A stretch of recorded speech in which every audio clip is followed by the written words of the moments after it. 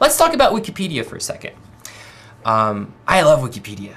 Don't tell your professors. I use it every day. Almost. It's a great resource. But you know what? And I'll make this point. Use it, don't use it. I don't care, okay? A lot of people talk about the editorial process of Wikipedia, the fact that it's collaborative, anybody can go in and post information, which means that some topics may have a bias, may not be fully developed, may not have full information there. You know what? That's okay. As long as you understand that, it's not a problem. I think the more interesting point about any encyclopedia, be it Wikipedia or any other encyclopedia, is that encyclopedias at the university level are a starting point. If you end your research with an encyclopedia, Wikipedia or any other, you're not doing your job. You have to start with an encyclopedia and move beyond, go further, dig deeper. And actually, when you're quoting from an encyclopedia, you're signaling to your professor that you haven't gone further. And that's a major drawback. That's a major mistake that students do.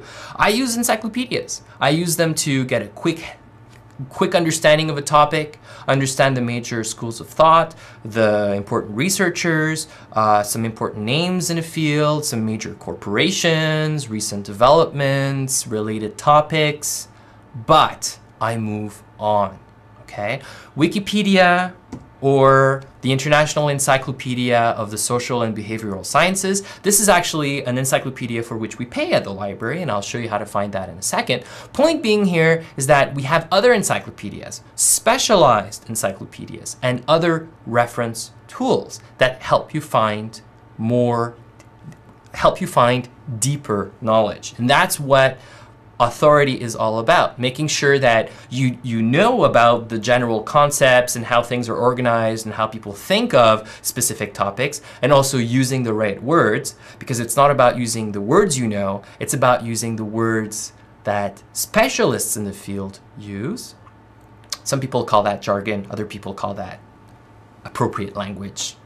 It's a big debate. But anyways, this is another encyclopedia that you can use to complement your knowledge. I'll also point out that Oxford, you may know Oxford University Press. It's a big publisher of academic materials. Well, at the library, we pay for Oxford Reference Online Premium, which is a set of encyclopedias and dictionaries, and there are a lot of interesting information, especially in the business field, for concepts and words and understanding how they all fit in together. Another one that we have at the library is called Gale, Virtual Reference Library. Gale is actually another publisher, and they do a lot of encyclopedias and dictionaries. And so the idea here is that Wikipedia is an example of all the other encyclopedias or dictionaries that you can use. Whether you just use Wikipedia or you move on to other sources is really up to you, but the more sources you use and the better sources you use will actually dictate how good your paper becomes. And the major point here is that encyclopedias are a starting point, not your destination, not your final point in your paper. You have to move beyond.